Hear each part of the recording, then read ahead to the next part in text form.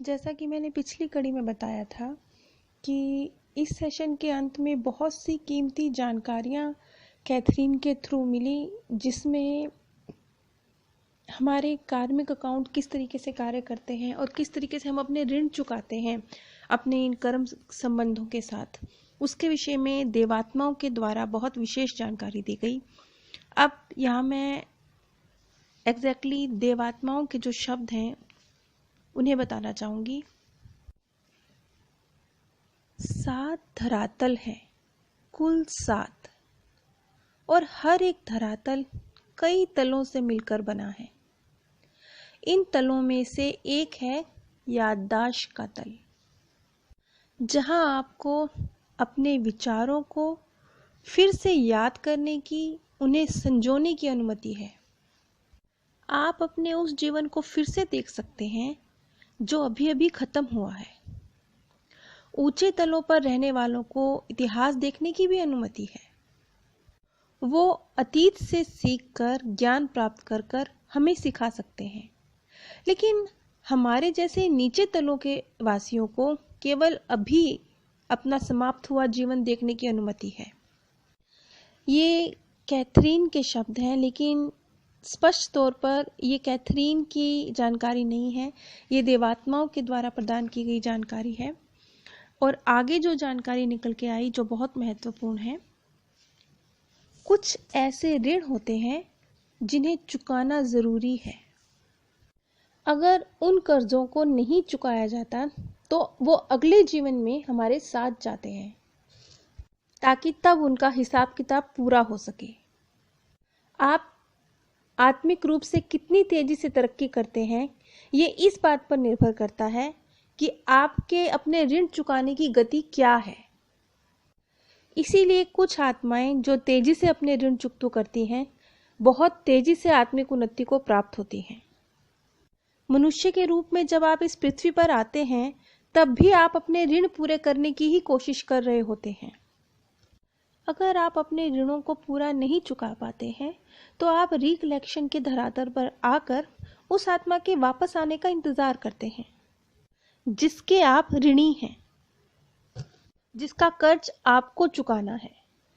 उसके बाद जब सही वक्त आता है आप दोनों का ही शरीर को धारण करके वापस इस जीवन वाले खेल में आने का, तब आपको वापस आने की अनुमति मिलती है। लेकिन वापस आने का समय आप खुद ही चुनते हैं, और वो ऋण चुकाने का तरीका भी आप ही तय करते हैं। क्योंकि पृथ्वी पर आने के बाद आप सिर्फ अपने उस जीवन को याद रखते हैं जिसमें आप अभी हैं, और अपने पिछले सभी जीवन भूल जाते हैं। तो इस तरीके से ऋण चुकतू करना आसान होता है, क्योंकि आप ऋण चुकतू करते हुए बहुत कुछ सीख भी पाते हैं।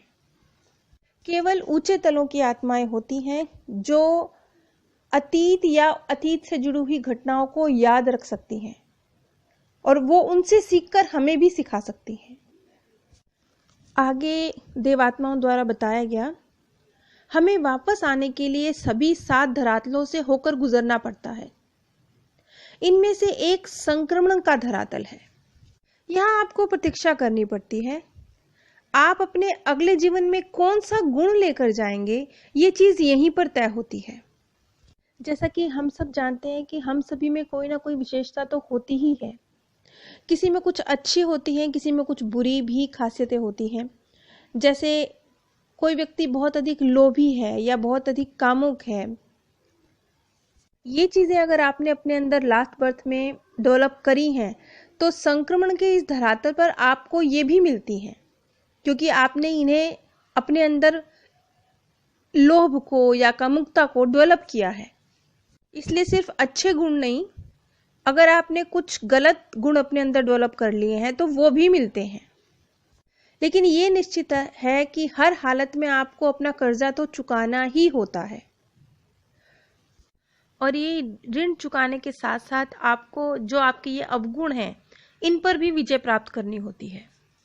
और अगर आप अपना ऋण नहीं चुका पाते हैं तो नेक्स्ट बर्थ में फिर आप उसी गुण को या अवगुण को अपने साथ कैरी फॉरवर्ड करते हैं, और उस ऋण को भी। और अगर आप अपना ऋण पूरा नहीं चुका पाते हैं तो आपका अगला जीवन और कठिन हो जाता है, और ये सिलसिला चलता रहता है। अगर आप अपने ऋण को पूरी तरह से चुका देते हैं तो आपको एक बहुत आसान जीवन मिलता है। और इस तरीके से आप कौन सा जीवन चूज करेंगे ये आप ही पर निर्भर है। वो आप ही की वजह से आपको मिल रहा है। आपका जीवन आप ही के चुनाव का रिजल्ट है। इतनी सारी जानकारी देकर कैथरीन चुप हो गई। यहाँ पर जो कैथरीन ने एक शब्द बोला था कि उसने अपने आप को नीचे के तलों पर रहने वाला बताया था, उसके इस शब्द की वजह से डॉक्टर ब्रैनविस सोचते हैं कि शायद ये देवात्माओं के शब्द नहीं थे, क्योंकि कैथरीन ने अपने आप को ऊपर के तलों पर वास करने वाली जो ऋषि मुनियों की आत्माएं हैं उनसे निम्न तल का अपने आप को बताया था। लेकिन इतना जरूर है कि ये जो ज्ञान था ये बहुत स्पष्ट था, व्यवहारिक था। इतना सब जानने के बाद ब्रैनविस उन 5 धरातलों को भी जानने के लिए इच्छुक थे। वो उसके विषय में भी सोचने के लिए मजबूर थे कि क्या ये पुनरुत्थान के, सीखने के या निर्णय लेने की जो अवस्थाएं होती हैं ये भी इन्हीं तलों पर हमें मिलती हैं। यहाँ पर एक और बहुत महत्वपूर्ण बात ब्रैनविस ने नोटिस करी। उन्होंने कहा कि अलग अलग देवात्माओं के बोलने का तरीका अलग था, उपयोग में लाने वाले शब्द अलग थे, मुहावरे अलग थे, उनका स्तर भी अलग अलग था। लेकिन एक बात थी कि उन सब के जो संदेश थे, उनका जो अर्थ था वो समान था, वो तर्कसंगत था, वो एक दूसरे से जुड़ा हुआ था। यहाँ पर जिन ऋणों की बात की गई वो ना सिर्फ वो ऋण थे जो हमने दूसरों को चुकाने हैं, वो भी थे जो हमने खुद को ही चुकाने हैं। हमारे खुद के लिए भी कुछ ऋण हमारे ऊपर हैं। और इस ज्ञान में बहुत ज्यादा एक व्यवहारिकता भी थी, एक संतुलन भी था।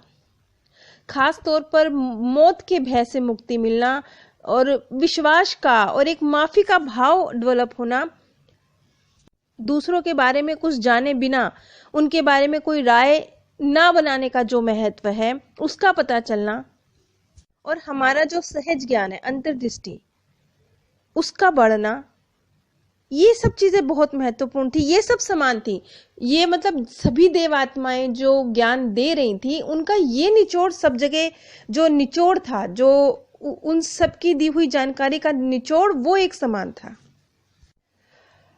आगे जो एडवर्ड के विषय में जो चर्चा की थी कि एडवर्ड की आत्मा को कैथरीन अपने आसपास महसूस करती थी, यहाँ पर आगे जो उसने जानकारी दी, उसने बताया कि एडवर्ड कैथरीन का ऋणी है। अब एडवर्ड ने का किस तरीके से वो कैथरीन का ऋणी है, इसका जिक्र मैं अगली वीडियो में करूंगी। लेकिन इतना सब ज्ञान प्राप्त होने के बाद हम इस चीज को समझ सकते हैं कि ये प्रकृति पूरी तरह से बहुत ही सिस्टमैटिकली कार्य करती है। इस जीवन में भी सब कुछ सिस्टमैटिकली है, यूं ही कुछ नहीं घटित हो रहा। उसके पीछे कोई रीजन है और वो रीजन आप ही हैं, आप ही के कर्मों से जुड़ा हुआ वो रीजन है। और मृत्यु के बाद भी सब कुछ बहुत संतुलित है। और आपके आज का जो जीवन है उसका चुनाव आप ही ने किया है अपनी आत्मा की तरक्की के लिए। आप सभी पे परमात्म सौंदर्य, प्रेम और आनंद सदैव बरसता रहे। आप सभी दिव्य परम धाम में स्थान प्राप्त करें।